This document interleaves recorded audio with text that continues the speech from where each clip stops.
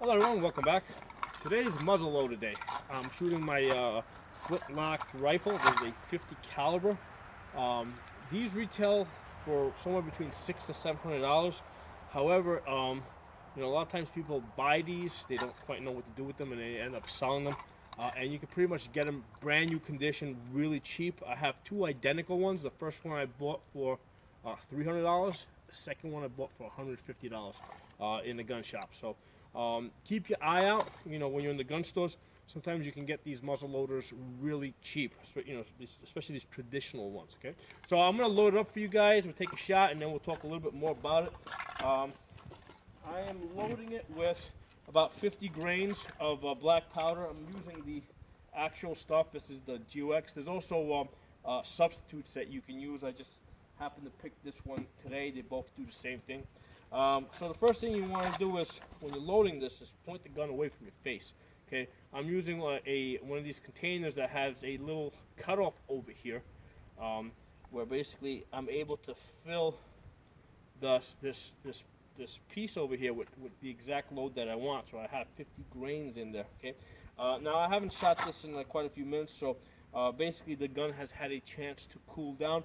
But if you're seeing like smoke and stuff coming out of this, don't go throwing your gunpowder into it, because it might ignite. Okay, so this has had a chance to cool down. Regardless, what I'll usually do is, I'll point, as I'm pointing it away from my face, I'll just throw a little bit in there. I'll back off to see if anything goes poof. If not, then I'll dump the rest in there. All right, so that's in there. The other thing I'll do is, basically, there's a little hole over here. What I'll do is, a lot of times I'll just tap this to try and get that powder to go towards that hole. That's the hole, the ignition hole, basically.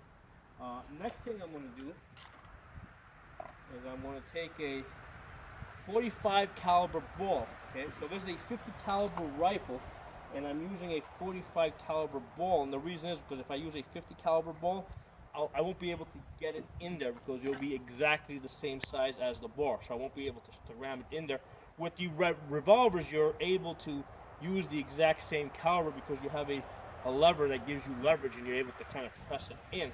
However, with the rifles, you don't have the advantage to that. So what I got here is, I got that 45 caliber ball, and I've wrapped it in this thick paper towel. It's this blue towel that usually you see people used to clean their cars and stuff like that. And historically people would have used cloth, like a thin cloth. I use these. Basically, the cloth can be even more of a pain in the ass to try and get this in there. So typically I'll use that. It does the job pretty good for me. If I need a super accurate shot, I might look into using the cloth. But basically, I use this starter. Basically, it's a ball starter. You use this to get the ball started. And I don't use the rod that came with it. The one, because they're wooden and a lot of times they'll break. So the rod that came with it, basically I keep on the gun. And I use one of these fiberglass rods, and this has a lot more flexibility. So basically, it costs like $10, a lot cheaper to use this one. This one's not going to break. And basically, now this gun has been shot a lot, so basically it takes a little effort to get it in there. Okay, it's in there. All right. So next, what I'm going to do is I'm going to take a little powder. I'm going to move this to the half cock position, okay, which will allow me to basically, here, take a look at my pan over there. Okay, you see that little peephole? Okay, so basically this is your primary charge here. Okay, so this is going to be, this is basically your priming system. And basically this is going to go off. It's going to set off the second, your main charge. Okay, so we're using this as a primer, and I'm pretty much using the same powder. I'm using 2F, the same powder I put in the gun. I'm using over, in the barrel. I'm using over here. A lot of times people will use a finer. Let me quite get it out. Sometimes people will use a finer powder, which sometimes gives a better, a more reliable ignition. And that's true. It's just, I find that the same powder works good enough for me. So I'm using it. All right, so basically the gun is now in half cock, which is basically the safety for this gun. And the gun is ready to fire. Okay. Now, one of the things to be aware of, when you're shooting a flintlock, every time you fire it, it's basically a delayed fire or a hang fire. Okay, so because basically there's two ignitions that's going on here, and there's a perceptible delay between the two. So the pan's gonna set off first, so it's gonna go poof. You're gonna see a poof happen, and then that's gonna then ignite the main charge. Now this happens in modern firearms as well. You know, the primer goes off first, then it ignites your main charge. However, you know, with the modern firearms, it happens almost, you know, so fast that you really can't sense that delay. With the flintlock, you will be able to sense that delay. Okay, so I'm going to now fire this.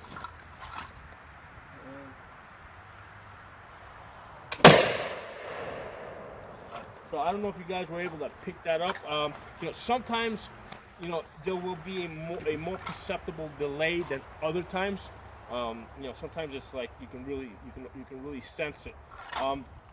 The key to shooting a flintlock or a cap lock, for that matter, is follow through. Okay.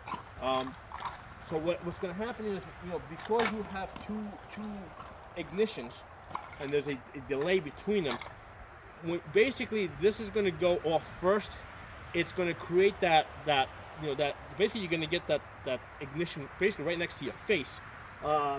Through that smoke, you still have to focus on your front sight. Okay, keep your front sights on the target until you get your secondary charge, you know, your main charge off, and basically continue to follow through until the bullet is completely out the barrel and at your target. So. You know, if training with flintlocks will make you a better shooter because it teaches you good follow through, which is even more essential because everything is kind of slowed down with the flintlock. So everything is about follow through with the flintlock. You know, you gotta basically almost ignore the first ignition, you know, and basically just keep aiming through this smoke, and you know, let the ball get out the barrel. Okay. Let's talk a little bit about accuracy. Basically, I'm shooting at about 30 yards today from a rested position. Basically, I'm doing like groups of 3. So this is my first group down here. You know, it's about, let's say, 2 inches. First group up down here. Then basically, I adjusted my sights a little further up. Then I got my second group up here. And then I went again. I got one that really went off to the side over here, and then I got about a 2-inch group over here.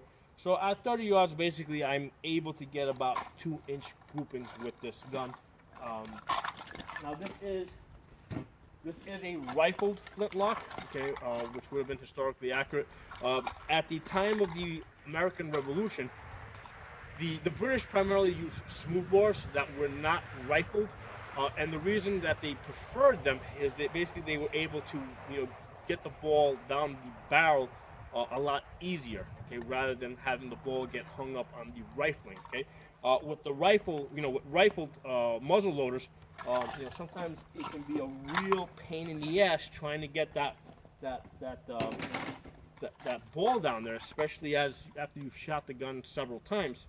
So that's the reason why the British preferred the less accurate smoothbores, and for the most part, most of the colonies probably used the same smoothbores, but there was a lot of guys in George Washington's army and in the militia that had the rifled flintlocks, and you know, basically they were able to take more accurate shots at longer distances, and they you know, this, you know, famous tale that they were specifically targeting British officers. Okay, it's not a tale; it's actually a fact.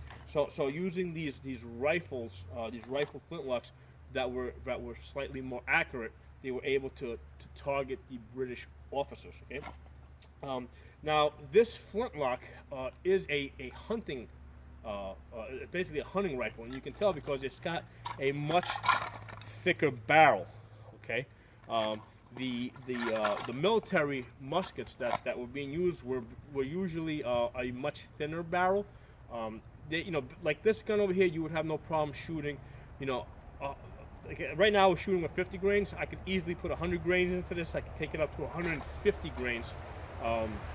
at 150 grains, basically, I'm now starting to approach the power of a 357, even towards a 44 Magnum. Okay, that type of power out of this. Okay, the British basically preferred the lighter, like the Brown Besses. They had the thinner barrel, and basically they only loaded them with about 50 grains. And the benefit to that is, first of all, you've got a basically you've got a lighter gun that's also longer. And one of the things to understand with the British fighting tactics is that the primary weapon on their rifle was the bayonet. Okay, they used the musket balls basically to try and break up enemy formations, and then basically they would move in with the bayonet. Okay, so a musket that had a bayonet on it was basically a military rifle.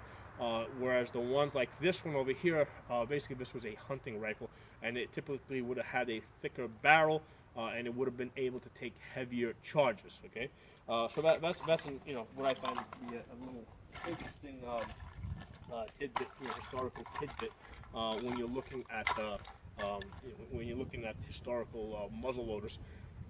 And that's it kind of makes sense. Like if you look at hunting rifles today, like we typically use 308s, 30-06 for hunting, whereas military guns are predominantly like AK-47s are 7.62 by 3.9 and 5.56.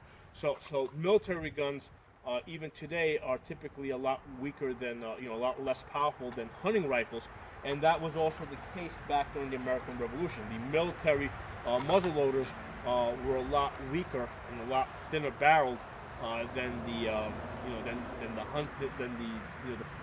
muzzle loaders that they would have used for hunting. If you got any comments, post them. Thanks for watching. I'll talk to you guys next time.